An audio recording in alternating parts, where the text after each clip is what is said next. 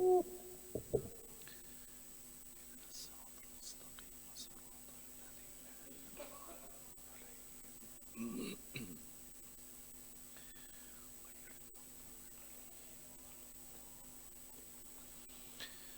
باللہ من الشیطان الرجیم بسم اللہ الرحمن الرحیم الحمد للہ رب العالمین بارئ الخلائق اجمعین الحمد لأہلہ والصلاة علی اہلہا الصلاة والسلام علی سید الانبیاء والمرسلین العبد المؤید الرسولنا المسدد المصطفى الأمجد الحبيب الأحمد النبي الأمي المكي المدني السراج المنير الكوكب الدري صاحب الوقار والسكينة المدفون بأرض مدينة سيدنا ونبينا وشفيع ذنوبنا وطبيب قلوبنا وحبيب نفوسنا ومولانا أبي القاسم محمد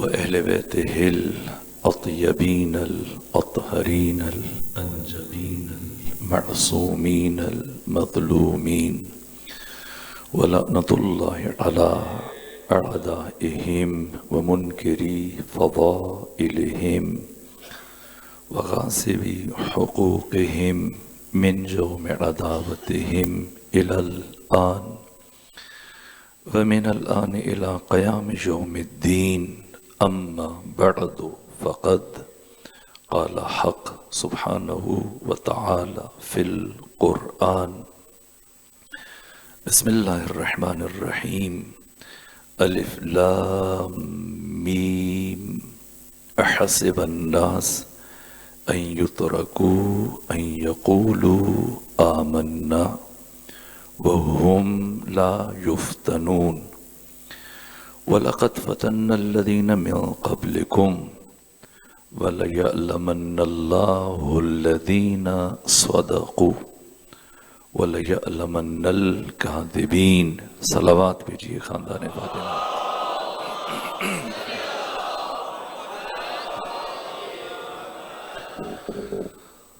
آقا امام زمانہ کی بارگاہ میں اور آپ تمام مومنین کی خدمت میں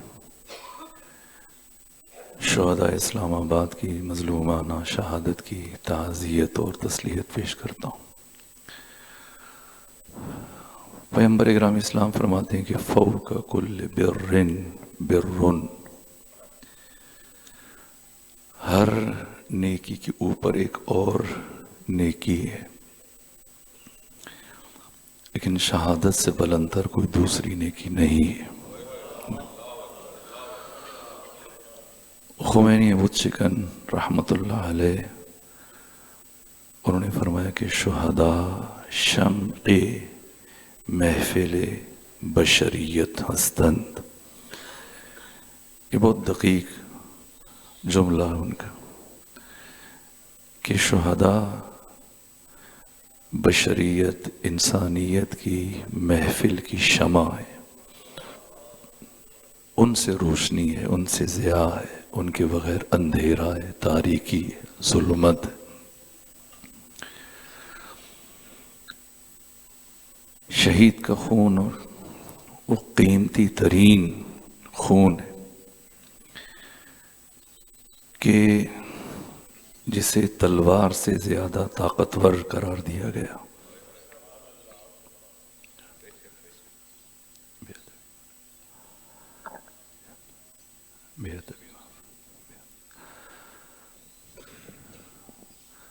اس لیے کہ تلوار جسم کاٹتی،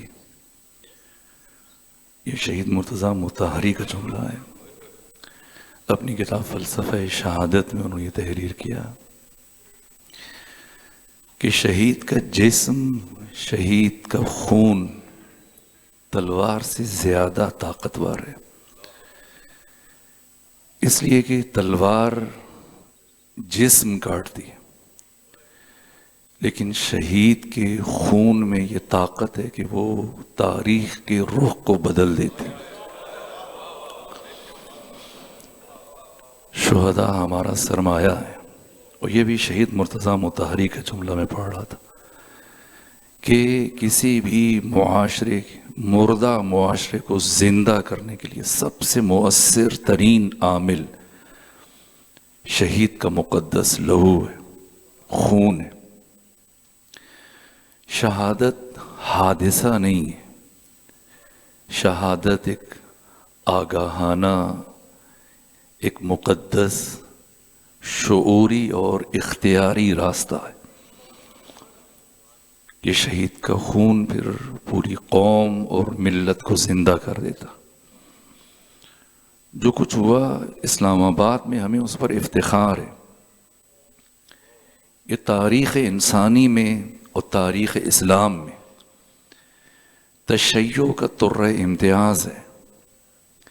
تشیع وہ قوت کہ جسے کبھی بھی میدان جنگ میں شکست دینا ممکن نہیں ہے۔ تشیع کا دشمن جب بھی حملہ کرے گا، پشت سے حملہ کرے گا، نماز کی حالت میں۔ شہید محراب امیر المومنین آپ پر بھی حالت نماز میں ضرب لگی، اور اس کے بعد طول تاریخ میں یہی منظر بار بار دہرایا گیا۔ یہ خود ان کی شکست خوردی اور ان کے ضعف اور ناتوانی اور کمزوری کی دلیل ہے کہ چھپ کے وار کرتے ہیں، بزدلانہ وار کرتے ہیں۔ جو کچھ اسلام آباد میں ہوا، ترلائی میں ہوا، نماز کے دوران 70 سے زیادہ شہادتیں ہوئیں۔ ہمیں اس پر افتخار ہے، ہمیں اس پر فخر ہے۔ تشیع شہید پرور قوم ہے، اور مختلف چیزیں جو دیکھی گئیں واقعاً، جس طرح ثانیہ زہرا فرماتی ہے ما رأیت الا جمیلا۔ اس موقع پر ایک نوجوان نے جو شہادت کا اور شجاعت کا بہترین کارنامہ انجام دیا، جیسی گولی کی آواز سنی تو فوراً سے نماز توڑی اور بھاگتے ہوئے اپنی جان کا نذرانہ پیش کیا، اور اس خودکش حملہ آور سے لپٹ کر، یعنی وہ دروازے کے قریب پھٹا ہے، اگر وہ آگے وسط میں آ کے تو نقصان اس سے کئی گنا زیادہ ہوتا۔ یہ مناظر، اور اس کے بعد وہاں پر جو آوازیں بلند ہوئی اس دوران، یہ سارے مناظر آپ نے دیکھے۔ یہاں تک کہ جب شہیدوں کو پیمز ہاسپٹل میں منتقل کیا جا رہا تھا، تکلیف دہ مناظر تھے۔ میں نے خود، چونکہ میں لاہور میں تھا، موجود نہیں تھا، لیکن احباب موجود تھے برابر، آپ بھی سب چیزیں دیکھ رہے تھے۔ اتنی زیادہ لاشیں تھیں اور اتنے زیادہ زخمی تھے افراد کہ بستر نہیں رہے تھے، بینچوں کے اوپر لٹایا گیا تھا، اور بڑی تعداد میں 20 افراد ان کو زخمی ہیں، شہید ہیں، زمین پر لیٹے ہوئے ہیں۔ اور مسلسل اور خوبصورت جو چیز دیکھنے میں آئی، اس کا مطلب یہ کہ آپ کے علماء، آپ خود، آپ کی کوششیں، کاوشیں کہ آپ خود، دشمن مسلسل آپ کو فرقہ واریت کی طرف دھکیلنا چاہ رہا تھا، لیکن آپ نے کبھی بھی اس کی کوشش اور سازش کا حصہ نہیں بنے۔ 1400 سالوں سے ہم پر دہشت گردی مسلط ہوئی، ہمیں نماز کی حالت میں مارا گیا، ہماری مسجدوں میں بم دھماکے ہوئے۔ تاریخ اسلام اور خود تاریخ پاکستان میں دیکھ لیجئے، کسی اہل تسنن کی، خواہ وہ بریلوی ہیں، دیوبندی، اہل حدیث، ان کی مسجد میں کبھی بم پھٹا ہو نہیں۔ یہ ہماری تربیت ہوئی ہے، اسی تربیت کا اثر ہے۔ خود آپ دیکھ لیں، پیمز ہاسپٹل میں مسلسل لوگ ہزاروں کی تعداد میں جوک در جوک جمع ہو رہے تھے، ہر زبان پر لبیک یا حسین کا نعرہ تھا۔ لبیک یا حسین، یا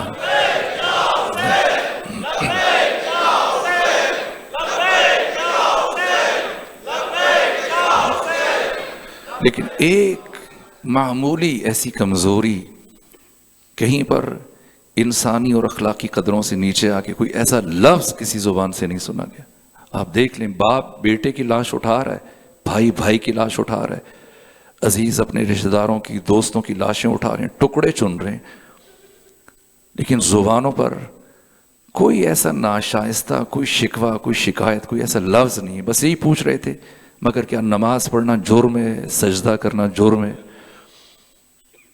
یہ مسلسل تربیت کا نتیجہ ہے. اور خود آپ کا یہ کردار ہے، اس ملک میں آپ کا یہ عظیم کردار ہے کہ ہاسپٹل میں جب افراد جمع ہو رہے تھے، جہاں پر مومنین جمع ہو رہے تھے، اہل تشیع کے پیروکار جمع ہو رہے تھے، وہاں پر حنفی، بریلوی، دیوبندی، اہل حدیث وہ بھی آ رہے تھے. اور جو خوبصورت مناظر دیکھے جا رہے تھے کہ پہلے ہی دن جب ایمرجنسی نافذ کی گئی، اعلان کیا گیا علماء کی طرف سے، قائدین کی طرف سے، آپ کے ذمہ داران کی طرف سے، تو قطار اندر قطار تانتا بن گیا، لائنیں لگ گئیں. یہاں تک کہ پہلے ہی دن انہیں کہنا پڑا کہ اب خون بہت اضافی ہو گیا ہاسپٹل میں، ہمارے پاس سٹور کرنے کے لیے اب مزید گنجائش نہیں ہے. یہ بھی ایک پہلو ہے. اور یہ بھی ایک پہلو ہے کہ وہ جو خون دے رہے تھے افراد، وہ سب اہل تشیع نہیں تھے، ان میں اہل تسنن افراد بڑی تعداد میں موجود تھے. آپ نے اپنے عمل سے اس ملک میں دہشت گردی کو شکست دی. یہ حادثہ نہیں تھا، اس میں بہت حسن ہے. یہ ہمارا سرمایہ ہے، یہ شہادتیں، ہمیں اس پر افتخار ہے. حادثہ وہ تھا جو اسی دوران اور اس کے چند گھنٹے بعد اسی صوبے کے دارالخلافہ میں دیکھا جا رہا تھا، جہاں پر اسی حکومت کی، جن کے افراد تک یہ باتیں پہنچ چکی تھی کہ کیا ہوا اسلام آباد، اور وہ رقص کر رہے تھے، وہ ڈھول کی تاب پر ناچ رہے تھے، پتنگ بازی کر رہے تھے، قہقے لگا رہے تھے، ہنس رہے تھے. ان کے وزراء، یہ تکلیف دہ تھا. اور پھر آئے تعزیت کے لیے نہیں، دل جوئی کے لیے نہیں. ایسا نہیں کہ لاشوں کو زمین سے اٹھا کر ان کے لیے کوئی بستر فراہم کیا جائے. میں نے خود یہ مناظر دیکھے ہیں. آپ کے شہر چکوال میں ایک جوان سال ایک مومن کے بیٹے کی جب لاش پہنچی تو ایک میلے پرانے کارپیٹ میں لپیٹ کر ٹکڑوں کی شکل میں پہنچائی گئی. وہ آپ لاش بھیجیں مگر کسی گھر والوں تک، باپ تک ایسے اتنی جلدی کیا ہے؟ یہ مشکل تھی کہ ذمہ داران، یہ وزیر، یہ خواص، یہ آفیسرز، وہ دلجوئی کے لیے نہیں آئے، تسلی کے لیے نہیں آئے، تشفی کے لیے نہیں آئے، تعزیت کے لیے نہیں آئے، اشکشوئی کے لیے نہیں آئے، بلکہ آ کر مسلسل ایک ہی کوشش ہے کہ کسی طرح سے یہ جنازے جلدی جلدی اپنے آبائی مقامات تک پہنچیں، فوراً سے ان کی نماز جنازہ پڑھی جائے، ان کی تدفین ہو جائے. اس لیے کہ دشمن جانتا ہے کہ شہید کے خون کی طاقت اور اثر کیا ہے. وہ جنازے کے جو انفرادی طور پر مختلف شہروں اور دیہاتوں میں ادا کیے گئے، اگر وہ تمام جنازے اسی دارالخلافہ میں، اسی اسلام آباد کسی بڑی شاہراہ پر سب کے سب ایک ساتھ یہ جنازے رکھ کر پوری قوم اور پوری قوم کی نمائندگی ملک بھر سے جمع ہو کے، اس کا اثر بہت عجیب تھا. دشمن اسی اثر سے خوفزدہ تھا، اس لیے مسلسل کوشش ہو رہی تھی کہ کسی بھی طرح سے پہنچائے جائیں آبائی علاقوں تک. اور اس سے بھی بڑا، یہ تو ان کی ڈیوٹی ہے، اس سے بھی بڑا ظلم یہ تھا کہ خود انہی شہداء کے وارث بعض افراد صاحب دستار، وہ اپنی زبان سے اس قدر رقیق جملے کے جو واقعاً تکلیف دہ ہیں، وہ حادثہ ہے اور وہ بہت تکلیف دہ حادثہ ہے کہ ہم لاشوں پر سیاست نہیں کرتے، ہم احتجاج نہیں کریں. روح تشیع سے یہ جملہ اس درجہ منافات رکھتا ہے. اور ظلم یہ کہ کسی صاحب دستار کی زبان سے ایسا جملہ ادا ہو، کیونکہ دائیں بائیں ایک دو وزیر کھڑے ہیں، کچھ پولیس آفیسر کھڑے ہیں، اور ظاہر ہے انسان، یہ بہت نازک مرحلہ ہوتا ہے. میں خود بہت ہی چھوٹا سا طالب علم ہوں، ایک معمولی سا طالب علم ہوں، اور اس قابل بھی نہیں ہوں کہ اتنے علماء کے سامنے میں لب کشائی کروں، اور میرے لیے استاد کا درجہ رکھتے ہیں. 2005 میں قم سے کچھ تھوڑا بہت پڑھنے کے بعد جب آیا، وہاں ایک دینی درسگاہ میں. تو 2007 کا میں واقعہ آپ کو عرض کر رہا ہوں. وہاں لاہور کے ایک علاقے میں ایک مومن آئے. وہاں میں نے اسی وقت تھوڑی تھوڑی مجلس وغیرہ پڑھنا شروع کی اور کچھ مومنین آشنا ہوئے. ان کے جلوس کا مسئلہ تھا کہ پچھلے 30-40 سالوں سے ہر سال وہ جلوس نکالتے تھے اور اس دفعہ ان کے لیے انتظامیہ نے کچھ مشکلات کھڑی کی. کسی نے ان سے کہا کہ ادھر اگر یہ صاحب ہیں ان کے پاس چلے جائیں, ممکن ہے یہ آپ کی اس سلسلے میں مدد کریں. کچھ طلباء تھے ہمارے, کچھ باقی احباب ہو. جب انہوں نے کہا کہ یہ میری مشکل ہے, مسئلہ اتنے سالوں سے میرا حق ہے, میں باقی علماء کے پاس گیا نہیں, میرے لیے آپ ساتھ دیجیے. میں نے اور 2-3 دوست ہیں, ہم نے کہا اگر آپ ثابت قدم رہیں تو ہم آپ کا ساتھ دیں گے, یہ آپ کا حق ہے. یہاں تک کہ پھر پریس کانفرنس کی اور وعدہ کیا کہ کسی بھی صورت میں کل جلوس نکلے گا. اور جب ساعت موعود, وقت موعود آیا, اور کچھ ISO کے جوان تھے اور کچھ مدرسے کے طالب علم اور ساتھ میں ہم پہنچے جب, تو میں نے اسی لمحے وہ تیور دیکھے. وہ جو بانی مجلس تھے, جو وہ 30-40 سال سے جہاں پر جلوس باقاعدہ سے نکل رہا تھا, وہ ان کے دائیں بائیں اسی طرح سے کوئی پولیس کے 1-2 آفیسر تھے اور وہ جس طرح سے ان کے ساتھ بڑی تواضع کے ساتھ پیش آ رہے تھے, تو میں متوجہ ہو گیا کہ کیا ہونے جا رہا ہے. تو وہ صاحب آئے اور شکریہ ادا کیا کہ آپ زحمت نہ کریں, مجھ سے انہوں نے وعدہ کیا ہے کہ اس سال جلوس نہ نکالیں, پھر ہم آپ کو باقاعدہ طور پر اس کی لائسنس دے دیں گے, اجازت دے دیں گے, بس اس دفعہ آپ اس کو کینسل کریں. میں نے کہا کوئی بات نہیں, ہم چلے جاتے, لیکن آپ ایک بات یاد رکھیے گا, آج اگر آپ نے جلوس نہ نکالا تو پھر دوبارہ کبھی زندگی میں جلوس نہیں نکال پائیں. اس نے کہا یہ کیسی بات کرنے آپ, انہوں نے مجھ سے یقین دہانی کی ہے, وعدہ کیا. لیکن وہ 2007 اور آج 2025 ہے, آج تک وہ جلوس نہیں نکال پائے. محض یہ ختمی مرتبہ صلی اللہ علیہ وآلہ وسلم نے فرمایا کہ بدبخت ہے وہ انسان کہ جو آخرت کے بدلے میں اپنی دنیا کو بیچتا ہے, دنیا کے بدلے میں اپنی آخرت کو بیچتا ہے. اور پھر جملہ ارشاد فرمایا اس سے بڑا بدبخت وہ ہے جو دوسروں کی دنیا کے لیے اپنی آخرت کو بیچتا ہے. یہ بہت عجیب ہے.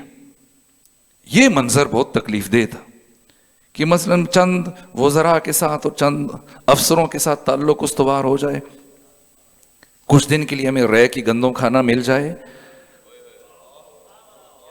اور پھر کہا کہ ہم شہیدوں کے خون پہ سیاست نہیں کرتے.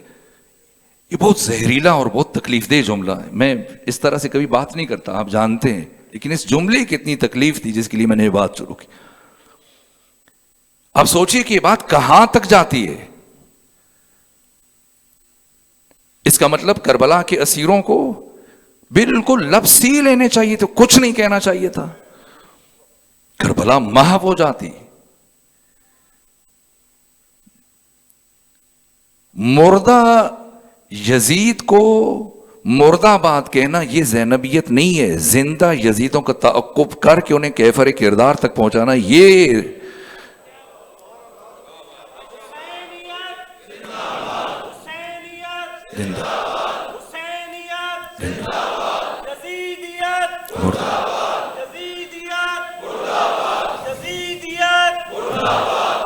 تشیع جس اساس پہ کھڑی ہے, روح تشیع ہی تو احتجاج ہے. روح تشیع تو خود شہیدوں کے خون کا پیغام قیامت تک لے کے چلنا ہے. پھر تو آپ یہ سینہ زنی چھوڑ دیجئے, گلی کوچے میں جو نکل کے ماتم کرتے ہیں, جلوس نکالتے ہیں, آپ کیا کر رہے ہیں؟ کربلا کے شہیدوں پہ سیاست کر رہے ہیں. یہ بہت تکلیف دہ بات ہے. سیاست ہے یہ طے کرنا ہے کہ کون سی سیاست, سیاست علوی یا سیاست معاویہ.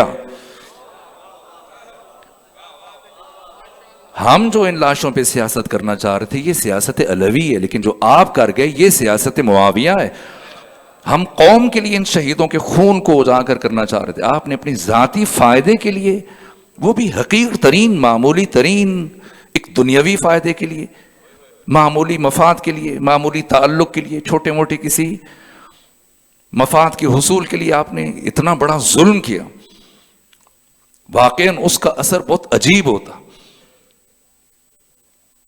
ہمارے پاس جو مکتب ہے اور درسگاہ ہے اور جو پیغام ہے، شہید کے خون کی اہمیت اور اس کا اثر کس طرح سے یہ پورے سماج اور پورے معاشرے کے پاس امانت ہے، سرمایہ ہے، اس سرمایہ کی حفاظت کیسے کی جاتی ہے ثانیہ زہرا نے بتایا۔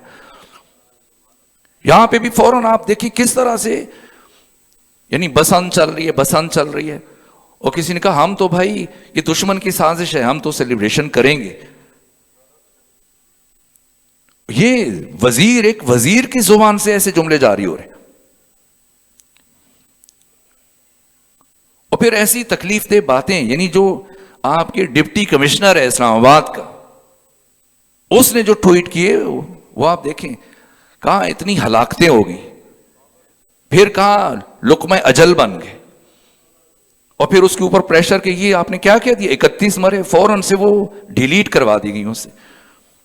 دشمن خوفزدہ تھا، یہاں تک کہ کسی ٹی وی چینل پر نہیں، یا کوئی ایک عام خاتون تھی، کوئی ایسی گلوکارہ تھی یا کسی ڈرامے میں کام کرنے والی خاتون، اس کے سامنے اینکر پرسن نے جا کے رکھا، آپ کو یہ بسنت اور یہ تہوار کیسا لگ رہا ہے؟ جیسے اس نے کہا کہ وہ تہوار اچھا ہے سب، لیکن میرا دل دکھی ہے جو مناظر دیکھ رہی ہوں، فوراً سے کہا کہ یہ آواز کٹ کے یہ کیا ہو رہا ہے، یہ آپ کی ذمہ داری ہے۔ ہمارے پاس یہ قیمتی ترین اثاثہ، اس مکتب کی روح ہے، شہید کے خون کی یہ قطرات، ان کی ارزش، ان کی قیمت سمجھنی، پوری قوم کو سراپا احتجاج بن جانا چاہیے۔ یہ بہت بڑا موقع تھا، لیکن اس سے کما حقہ استفادہ نہیں کیا گیا۔ شہیدوں کے خون سے کیسے استفادہ کیا جاتا ہے اور اس خون کو کس طرح سے تلوار میں ڈھالا جاتا ہے، یہ ثانیہ زہرا نے بتایا۔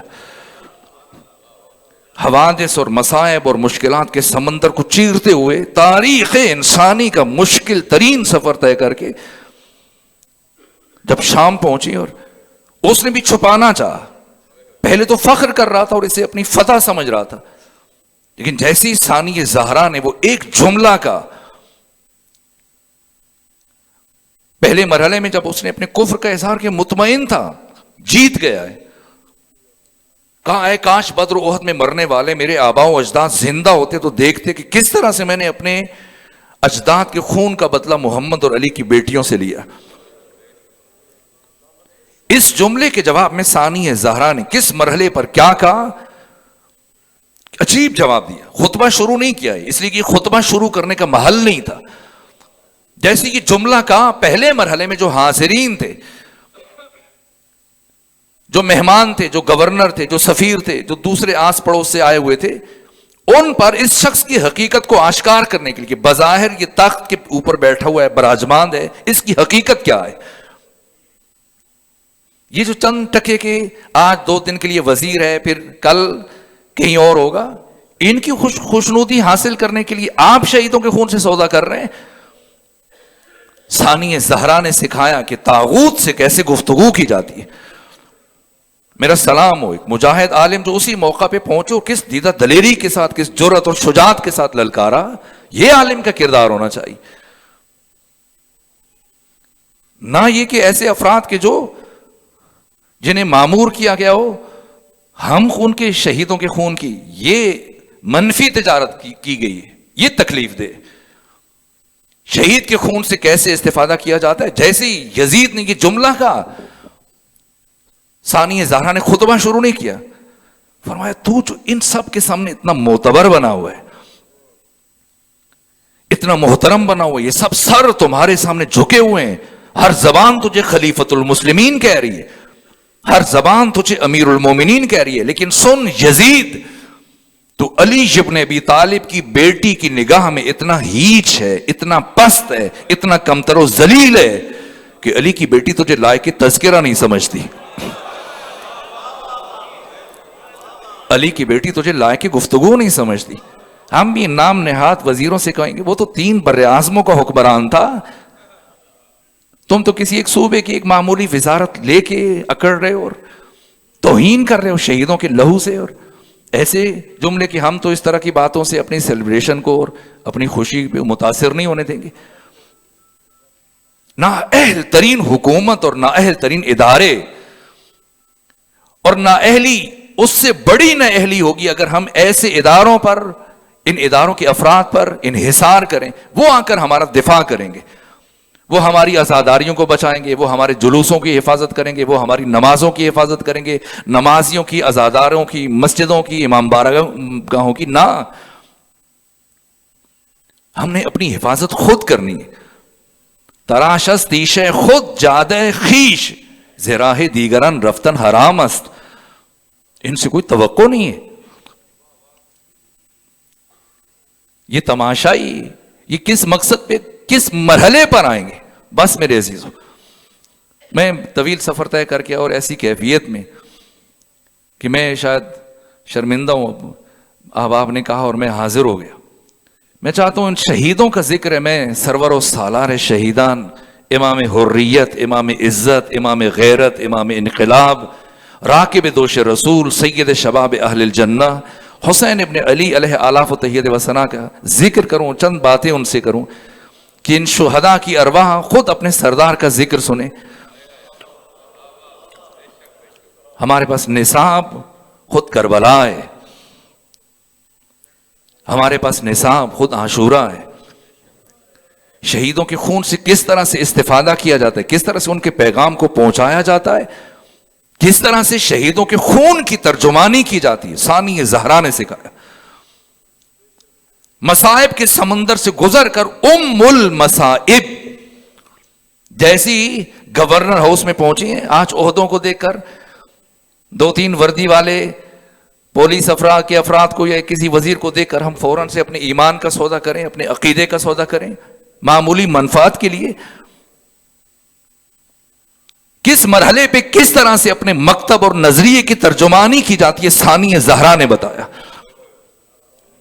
جیسے پہنچی عبید اللہ ابن مرجانہ کے دربار میں، یہ پہلے سے سوچ کے بیٹھا تھا، جو کہ بہت چرب زبان تھا، شاطر تھا، عیار تھا، شراب پی رہا تھا.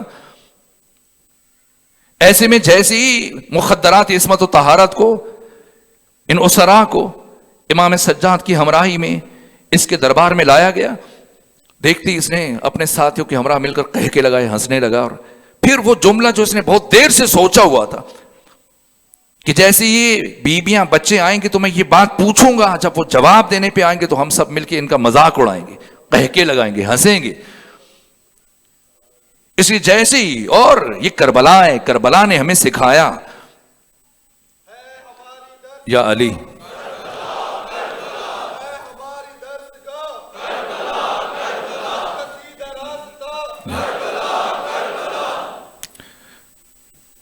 کہ پورے روز عاشور میں آپ نے کہیں کوئی ایک روایت میرے علم میں نہیں گزری، علماء کرام تشریف فرمائے، کبھی سید الشہداء کو کسی شہید سے کہنا پڑے کہ یہ نہ کرنا، اس سے مجھے نقصان ہو جائے گا.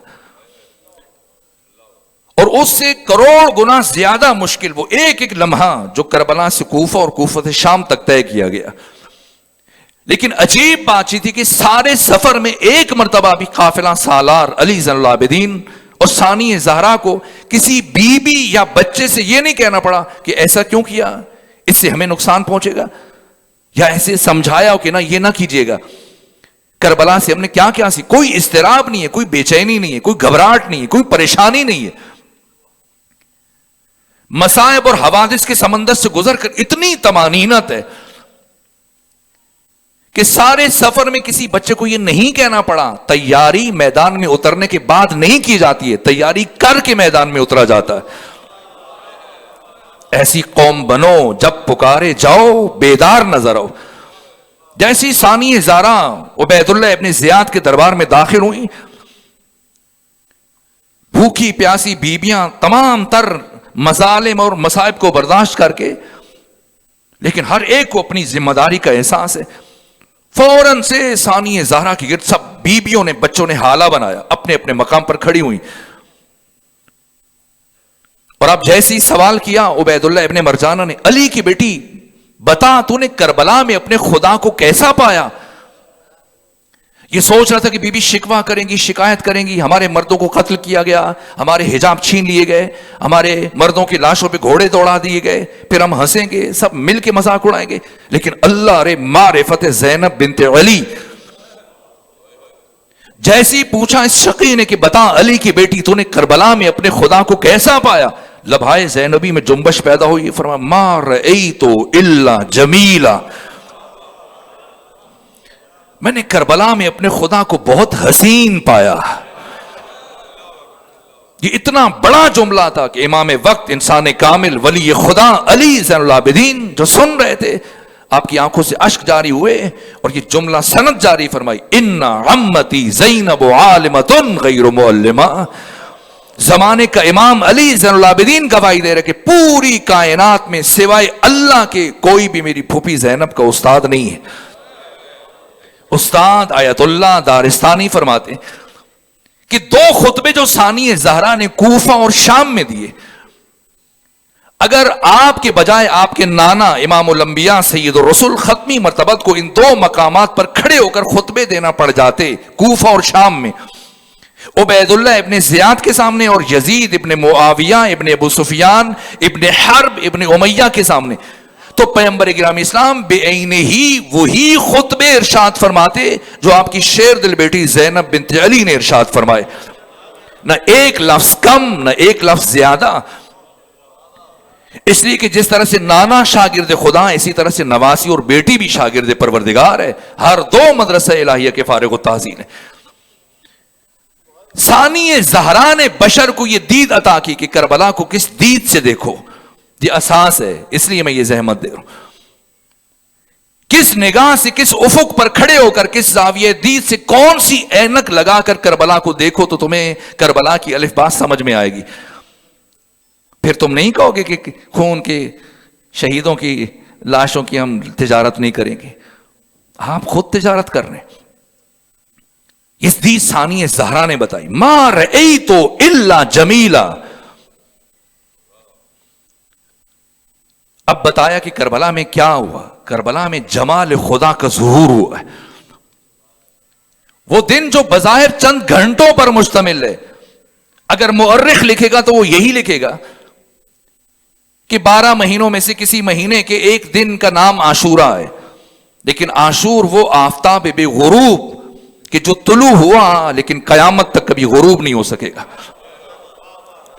بظاہر چند گھنٹوں پر مشتمل تھا یہ دن، لیکن زمان و مکان کو تمام ان ادوار پر ہمیشہ کے لیے محیط ہو گیا. تمام زمان و مکان سے ماورا بالتر قیامت تک کے لیے ابدی اور سرمدی ہو گیا. وہ دن جس دن حق تعالی نے اپنے جمال کے ظہور کے لیے اس دن کو منتخب کیا. ڈاکٹر عباس محمود عقاد مصر کے مایاناس اہل سنت عالم ہیں.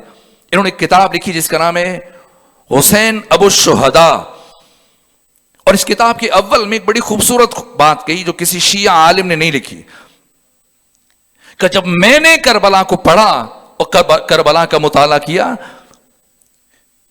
تو میں اس نتیجے پر پہنچا کہ روز عاشور میدان کربلا میں بیک وقت 2 طرح کی جنگ چل رہی تھی. ایک جنگ لشکر حسین ابن علی اور لشکر عمر ابن سعد کے درمیان، اور دوسری جنگ خود حسین ابن علی کی ذات کے اندر آپ کی صفات اور آپ کی کمالات کے درمیان جاری تھی. بس آقا سے متعلق 2 جملے عرض کروں، آپ کی زحمت کو تمام کر دوں. ایک صلوات بھیجیے خاندان فاطمہ پر.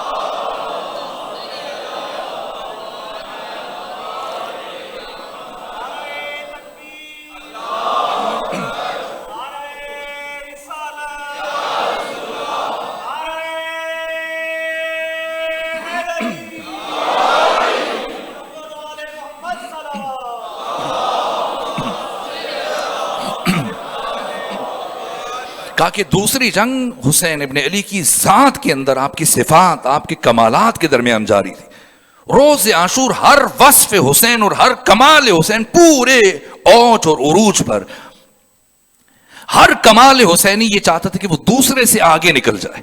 علم چاہتا تھا کہ وہ آپ کی شجاعت سے آگے بڑھ جائے، شجاعت چاہتی تھی استقامت سے آگے بڑھ جائے، استقامت چاہتی تھی زہد سے آگے بڑھ جائے، زہد چاہتا تھا عبادت سے آگے نکل جائے. ہر وصف پورے عروج پر آپ دیکھیں انسان پریشانی کے حالات میں قریب رکھی ہوئی چیز بھول جاتا ہے. بچہ زخمی ہو جائے, کوئی بچہ گر جائے, گھر میں اچانک سے آگ لگ جائے, کوئی ایسی پریشانی بنے, اوسان خطا ہو جاتے ہیں, اول فول باتیں کرنا شروع ہو جاتے ہیں, گھبراہٹ میں قریب ترین پاس رکھی ہوئی چیز بھول جاتا ہے, بہکی بہکی باتیں شروع کر دیتا ہے. روز عاشور جب کئی تیر حسین ابن علی آقا کے جسم میں پیوست ہو چکے تھے, خون بڑی مقدار میں بہہ چکا تھا, اور 3 دن کے پیاسے اور کئی ساتھی شہید ہو گئے. ایسے میں ابو سمامہ ساعدی نے آگے بڑھ کے عرض کیا, فرزند رسول زوال ہو گیا, نماز کا وقت ہو گیا؟ فرمایا لا نعم. ابو سمامہ ساعدی نے عرض کیا, فرزند رسول میں سمجھا نہیں ہاں, نہیں یا ہاں. فرمایا ابو سمامہ جب تم نے پوچھا تھا تب وقت نہیں ہوا تھا, جب میں نے اپنے لبوں کو جنبش دی لا کہا تب بھی وقت نہیں ہوا تھا, لیکن جیسے ہی میں نے لا کو مکمل کیا میں نے دیکھا وقت داخل ہو گیا تو میں نے نعم کہہ دیا. نبض کائنات پر ہاتھ ہے حسین ابن علی کا, یہ حامل نفس مطمئنہ یا علی. یہ ہم نے کربلا سے سیکھنا ہے. جیسے بھی حالات ہوں, لاشیں اٹھائیں, ٹکڑے اٹھائیں, جنازے پڑھیں, لیکن کہیں گھبراہٹ نہ ہو, بے چینی نہ ہو, اضطراب نہ ہو.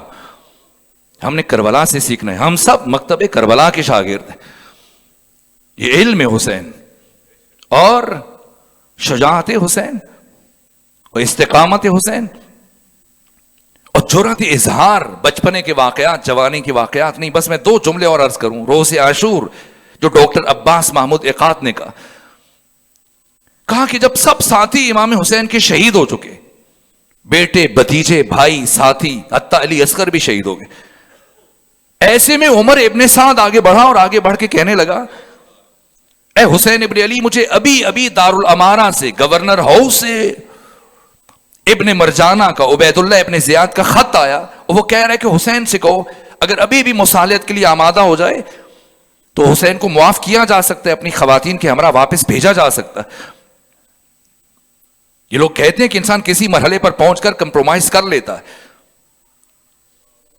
اور سید ابن طاؤس نے اپنے مقتل اللحوف میں یہ لکھا ہے کہ حسین اتنے پیاسے تھے لاشیں اٹھا کر کہ جسم کے اکثر خون بہہ چکا ہے, اور جیسے جیسے خون بہتا ہے ویسے ویسے پیاس کی شدت انسان کو اذیت کرتی ہے. کہا اتنے پیاسے تھے حسین کہ جب آسمان کی طرف نگاہ اٹھاتے تھے تو آسمان حسین ابن علی کو دھوئیں کی شکل میں نظر آتا تھا. ایک ایک لمحہ قیامت کے انسان سوچ نہیں سکتا. اس کیفیت میں جب عمر ابن سعد نے آگے بڑھ کے کہا کہ ابھی عبید اللہ ابن زیاد کا خط آیا, اور وہ کہہ رہے تمہارے پاس 2 راستے ہیں, بین سلت و دلہ.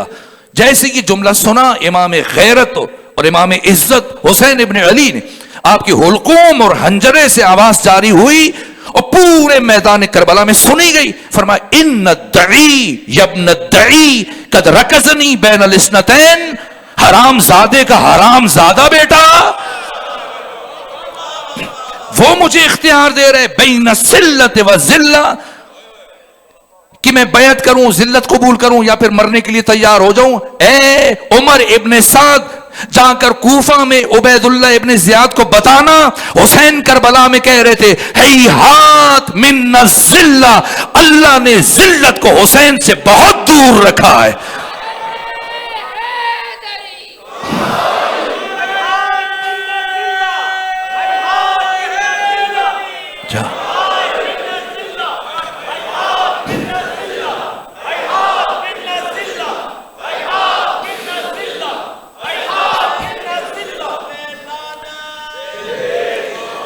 اے آقا حسین, آپ نے روز عاشور جو شعار بلند کیا تھا اپنی زبان مبارک سے, اس سوکھے گلے سے, آج 1400 سال گزرنے کے بعد آپ کی عشاق, آپ کے پیروکار, آپ کے چاہنے والے آپ سے یہ وعدہ کر رہے ہیں, چاہے علی اکبر کے کتنی غلام ہماری گودیوں میں شہید کیوں نہ ہو جائے,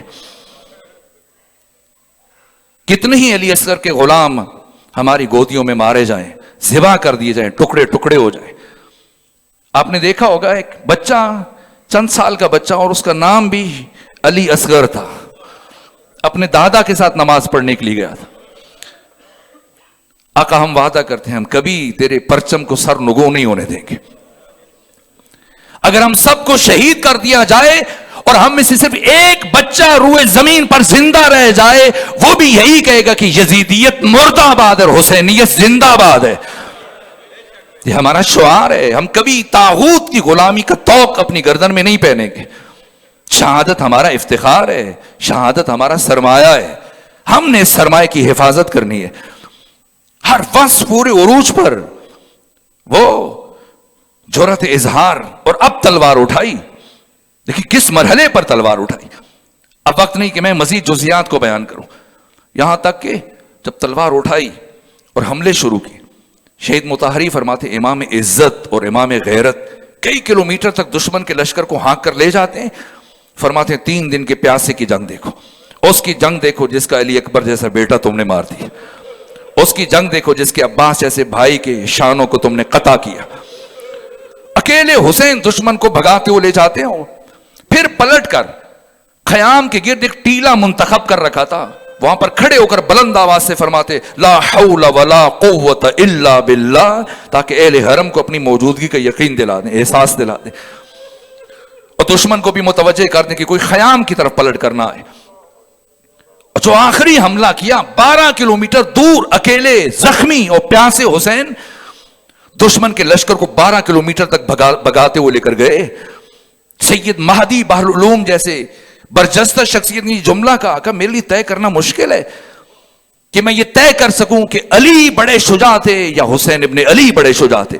کا حق یہ کہ باپ اور بیٹا دونوں شجاعت میں برابری کی منزل پر تھے.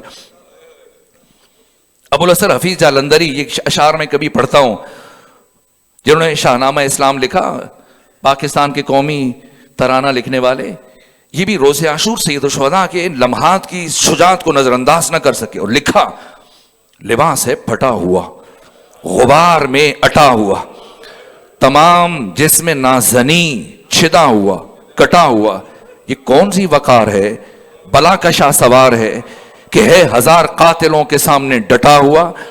یہ بالیقین حسین ہے نبی کا نور عین ہے, یہ کون حق پرست ہے مئے رضا میں مست ہے کہ جس کے سامنے کوئی بلند ہے نہ پست ہے. ادھر 1000 گھات ہے مگر عجیب بات ہے کہ ایک سے 1000 کا بھی حوصلہ شکست ہے. یہ بالیقین حسین ہے نبی کا نور عین ہے. ادھر سپاہ شام ہے 1000 انتظام ہے, ادھر ہیں دشمنان دین, ادھر فقط امام ہے مگر عجیب شان ہے, غضب کی آن بان ہے کہ جس طرف اٹھی ہے تیغ بس خدا کا نام ہے. یہ بالیقین حسین ہے نبی کا نور عین ہے. یہ شجاعت ہے, وہ جرأت اظہار, وہ علم ان حالات میں, اور پھر جود و عطا. استاد بزرگوار تشریف فرما بیٹھے ہیں, برجستہ ترین بہت علمی شخصیت ہیں. ایسی شخصیات کے سامنے مجھ جیسا طالب علم لب کشائی کرے مناسب نہیں.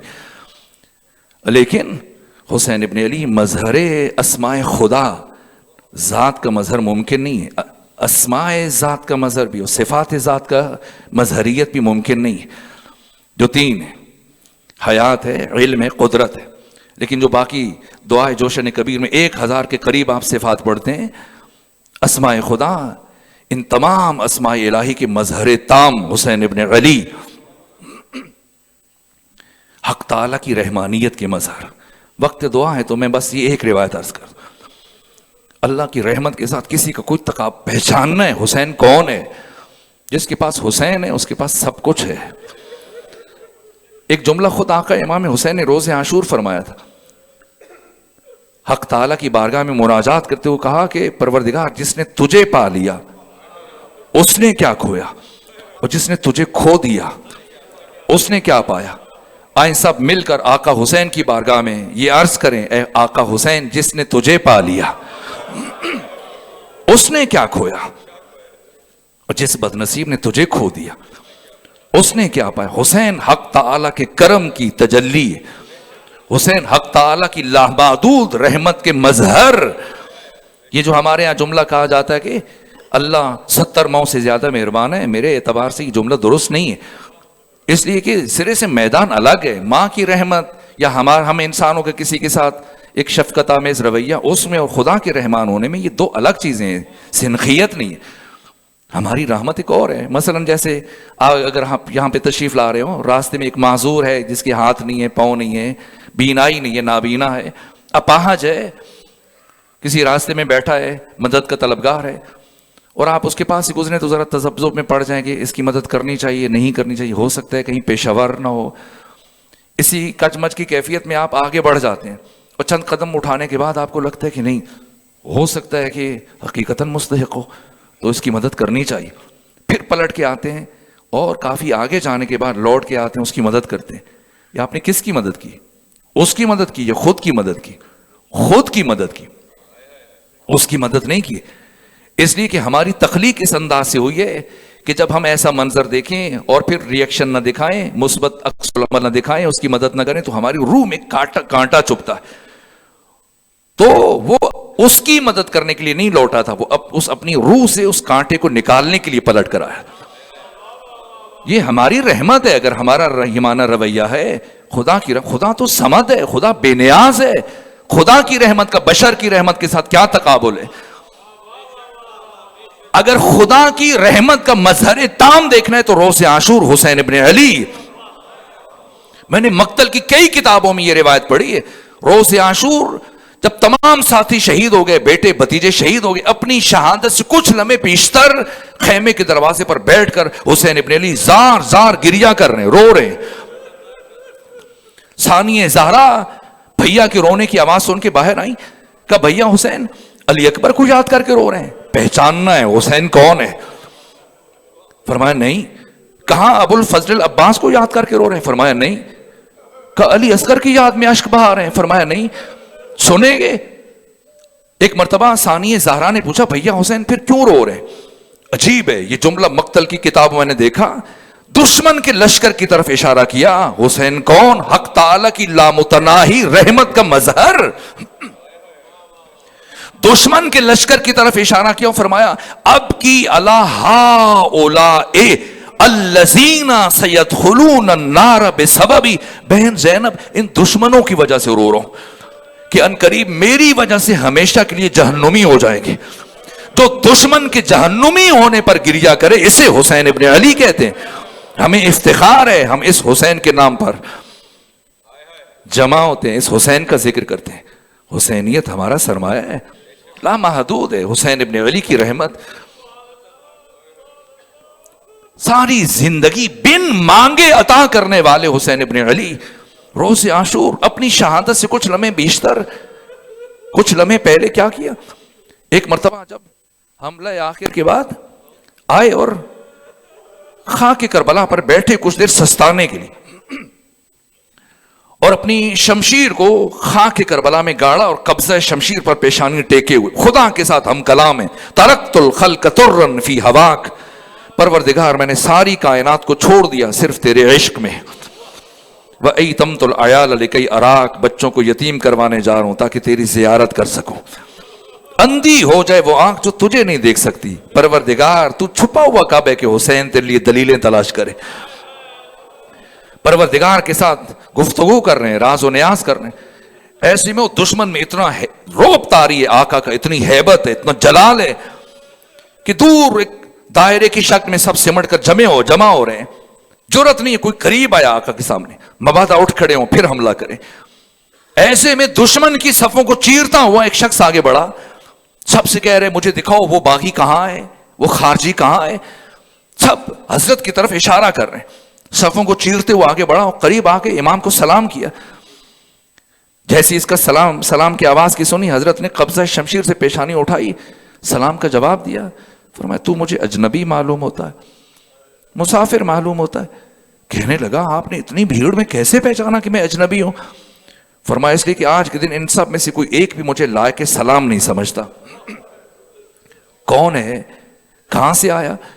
کہا کہ میں کربلا کے اطراف میں رہنے والا ایک تاجر ہوں، تو میں پہلے کی مانے تجارت پر گیا ہوا تھا، میری ایک 3-4 برس کی بچی ہے، جب بھی میں سفر سے پلٹ کے آتا ہوں تو ایسے والہانہ انداز میں میرا استقبال کرتی ہے کہ میری تکان سفر دور ہو جاتی، لیکن آج پہلی مرتبہ جب میں سفر سے لوٹ کے آیا تو اس نے پہلے کی مانند میرا استقبال نہیں کیا، بلکہ حیرت سے میرے سامنے آ کر کھڑی ہو گئی، مجھ سے پوچھنے لگی بابا آپ یہاں کیا کر رہے ہیں؟ کہا بیٹا میں سفر سے واپس آیا ہوں، یہ میرا گھر ہے۔ تو مجھ سے کہنے لگی کہ بابا میں نے سنا یہاں قریب کسی خارجی نے اپنے ساتھیوں کے ہمراہ مسلمانوں کے خلاف خروج کیا، بغاوت کیے، اور سب مسلمان اسے قتل کرنے کے لیے جمع ہوئے مقابلے کے لیے، آپ بھی جائیں. اور دوڑی دوڑی گئی میرے حجرے میں، میری تلوار اتار کے لائی، مجھے دی، کہا آپ لے جائیں اور آپ بھی مقابلہ کریں. اور جب میں تلوار لے کے یہاں پہنچا، سب سے پوچھتے ہوئے کہ بتاؤ مجھے دکھاؤ وہ خارجی کہاں ہے، سب نے آپ کی طرف اشارہ کیا. لیکن جب آپ کو قریب سے آ کے دیکھا تو آپ مجھے کہیں سے باغی اور خارجی معلوم نہیں ہو. کون ہے؟ اپنا تعارف کروا دیجیے. تو فرمایا میں کوئی باغی یا خارجی نہیں، تمہارے نبی کا نواسہ حسین ابن علی. جیسی تعارف ہوا اس نے اجازت مانگی، اجازت مانگی کہ آقا اجازت دیجئے کہ میں آپ کی نصرت میں جہاد کرتے ہوئے شہید ہو جاؤں. فرمایا نہ، میری اجازت نہیں ہے، میں صدا استغاثہ بلند کرنے والا ہوں، اور اس سے پہلے کہ صدا استغاثہ بلند کروں جلدی سے حدود کربلا سے باہر نکل جاؤ. امام کی بات سن کر یہ چلا، چند قدم طے کی، حضرت نے آواز دی واپس آؤ. یہ حیرت سے مڑا کہ بھیجنے کے بعد دوبارہ کیوں بلایا؟ امام نے فرمایا کیا بھول گئے جب تم سفر تجارت پر جا رہے تھے تمہاری 4 برس کی بچی نے تم سے کیا کہا تھا؟ کیا تم سے نہیں کہا تھا کہ اس دفعہ واپسی پر میرے لیے یمنی عقیق کی انگشتری لے کے آنا؟ چھوٹی انگلی سے انگشتری نکالی اور فرمایا یہ لے جاؤ، اپنی بیٹی کو دینا، لیکن اسے بتا دینا کہ وہ کوئی باغی یا خارجی نہیں تھا، تمہارے نبی کا نواسہ حسین ابن علی تھا جسے امت نے 3 دن کا بھوکا اور پیاسا شہید کر دیا. اب آپ دلوں پہ ہاتھ رکھ کے بتائیے، جو کسی کی بیٹی کے لیے بن مانگے انگوٹھی عطا کر رہا ہے، اس حسین کا اپنی بیٹی سکینہ کے ساتھ رویہ کیا ہوگا؟ کن عاقلانہ محبتوں سے پروان چڑھایا ہوگا. بس میرے عزیزو، گفتگو اس مرحلے پہ آئی تو بس میں 2 جملے عرض کروں. یہ بات میں نے پہلے عرض کی کہ مقتل نگاروں میں یہ گفتگو ہوئی کہ کربلا میں سب سے زیادہ مصائب کس پر آئے، یہ بات ہوئی. تو مقتل نگاروں نے یہ لکھا کہ جو پہلے شہید ہوا اس کی مصیبت کم ہے، جو بعد میں شہید ہوا اس کی مصیبت زیادہ ہے، کیونکہ کربلا میں مرنے سے زیادہ مشکل کام جینا تھا. جو جتنی دیر زندہ رہا اس نے اتنے زیادہ مصائب برداشت کیے. اور پھر یہ جملہ لکھا گیا کہ جو سب سے آخر میں شہید ہوا اس کی مصیبت باقی سارے شہیدوں سے زیادہ. اور پھر مقتل نگاروں نے یہ جملہ لکھا کہ سارے شہیدوں کی مصیبت ایک طرف، ایک ایک قیدی کی مصیبت ایک طرف. اور پھر یہ جملہ لکھا گیا کہ سارے قیدیوں کی مصیبت ایک طرف اور حسین ابن علی کی چھوٹی بیٹی سکینہ کی مصیبت ایک طرف. اس بی بی کی زندگی کا روز عاشور سے لے کر اس بی بی کی شہادت تک کا ایک ایک لمحہ قیامت کا لمحہ تھا.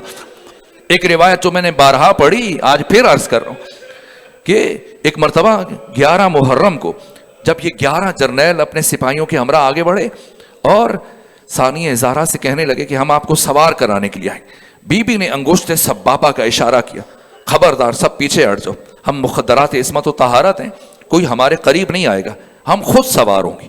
ثانیہ زہرا نے ایک ایک بی بی کو سوار کیا، ایک ایک بچے کو سوار کیا، خود سید سجاد کو سوار کیا، اور سب سے آخر میں اس بچی کو سوار کیا جس کے لیے آقا حسین نے خصوصی طور پر وصیت فرمائی تھی، زینب میری سکینہ کا بہت خیال رکھنا. جناب سکینہ کو سوار کیا اور پھر ارادہ کیا کہ خود جناب سکینہ کے ہمراہ سوار ہو جائے. جیسے ہی خود سوار ہونا چاہا تو شمر ابن ذوالجوشن جو کافی دیر سے یہ منظر دیکھ رہا تھا ایک مرتبہ غصے سے کانپتا ہوا آگے بڑھا، کہنے لگا علی کی بیٹی میں اس بچی کے ساتھ کسی اور کو سوار نہیں ہونے دوں گا. ثانیہ زہرا نے فرمایا کہ اس بچی نے کبھی محمل پر اکیلے سفر نہیں کیا، کیسے ممکن ہے کہ بے کجاوا اونٹ کی پشت پر یہ بچی سفر کر سکے؟ کہ علی کی بیٹی میں ایسا انتظام کروں گا آپ کی بچی نہیں گرے گی. سنیں گے اس شقی نے کیا کیا؟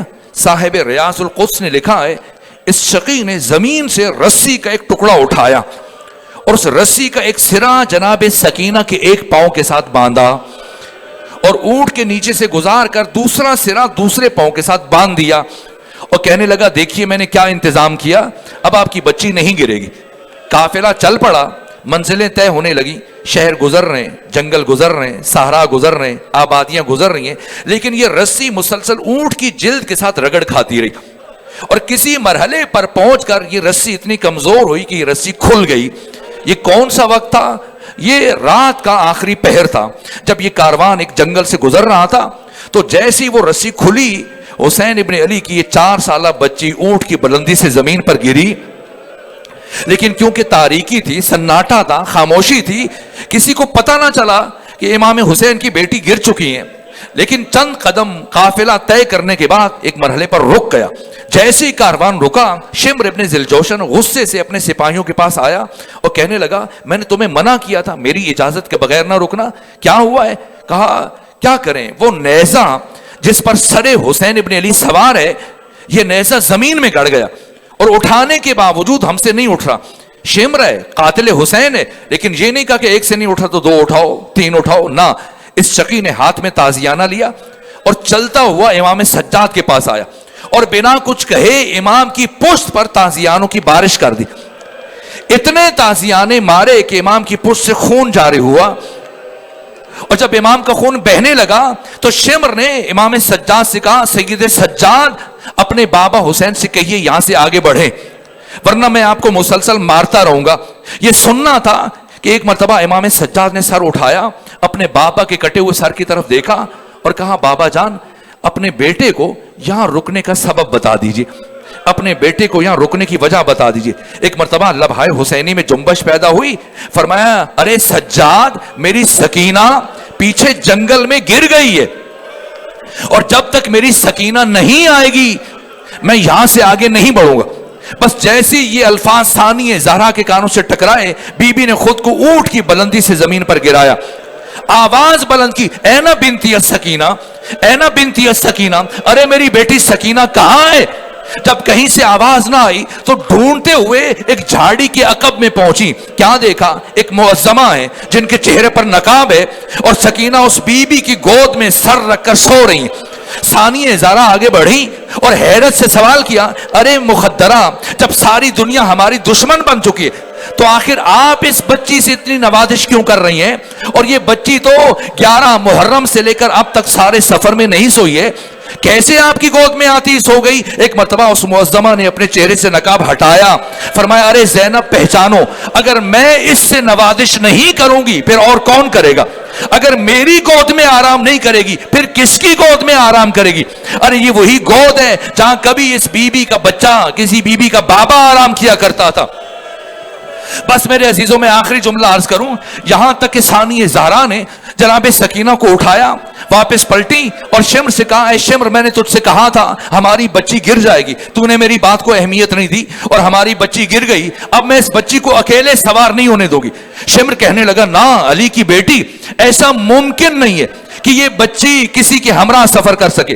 تو کہا ہماری بچی دوبارہ گر جائے گی۔ میں ساری روایت کو چھوڑتے ہوں، بس آخری جملہ عرض کر رہا ہوں، سخت جملہ ہے، میں اشارتاً عرض کروں گا۔ صاحب ریاض القدس نے لکھا، شمر کہنے لگا، نا ایسا ممکن نہیں ہے۔ ثانیہ زہرا نے فرمایا، یہ بچی دوبارہ گر جائے گی۔ کہا، نا علی کی بیٹی، اب کی دفعہ ایسا انتظام کروں گا یہ بچی شام پہنچنے سے پہلے نہیں گرے گی۔ اس شقی نے کیا کیا ہے؟ ایک فقیہ گزرے ہیں شام سے، دمشق سے، محسن امین العاملی نے آیان و شیعہ میں ان کا ذکر کیا، ابراہیم دمشقی۔ یہ ابراہیم دمشقی جن کا تعلق دمشق سے تھا، ان کی بیٹی نے خواب میں دیکھا کہ شام میں بارشیں ہو رہی ہیں اور جناب سکینہ کہہ رہی ہیں کہ بارشوں کی وجہ سے میری قبر میں پانی جا رہا ہے، اپنے بابا ابراہیم سے کہو کہ میری قبر کی مرمت کروا دیں۔ جب بیٹی نے باپ سے خواب بیان کیا تو جناب ابراہیم دمشقی نے کہا کہ محض آپ کا وہم ہے، خیال ہے، ہم نبی زادی کی، امام زادی کی قبر کشائی نہیں کر سکتے، یہ بے ادبی کے مترادف ہے۔ چونکہ بارشیں ہو رہی ہیں، آپ کو بی بی سے بہت محبت ہے، آپ کو خیال آ گیا ہوگا، کسی اور سے یہ خواب بیان نہ کیجیے گا۔ اور دوسرے دن ان کی دوسری بیٹی نے یہی خواب دیکھا، اور جب باپ سے بیان کیا تو وہ کہنے لگے، چونکہ کل آپ کی بہن یہ خواب بیان کر رہی تھی، آپ نے سنا، پھر آپ بھی سوچتی رہی اور آپ کو بھی ایسا خیال آیا، پھر آپ نے خواب کی صورت میں دیکھا، کسی اور سے یہ ذکر نہ کیجیے گا۔ یہاں تک کہ تیسری شب جب خود سوئے تو ابراہیم دمشقی نے خود خواب میں دیکھا، جناب سکینہ نے فرمایا، ابراہیم دمشقی، میں برابر 2 دنوں سے آپ کی بیٹیوں کے ذریعے سے آپ تک پیغام پہنچا رہی تھی، آپ نے نے میری بات کو اہمیت نہیں دی. ابراہیم دمشقی بارشوں کی وجہ سے میری قبر میں پانی جا رہا ہے, میری قبر کی مرمت کروا دیجئے.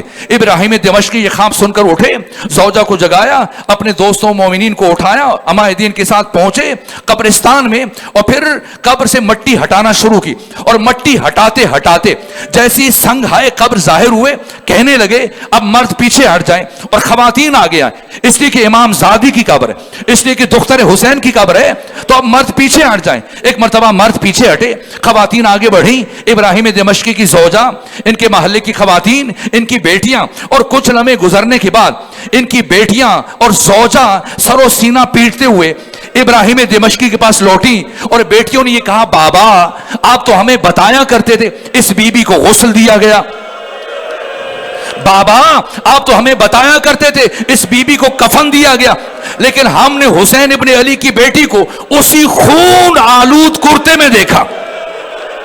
جب میں نے یہ روایت پڑھی تو میں سوچتا تھا کہ بی بی کا کرتا کب خون آلود ہوا تھا.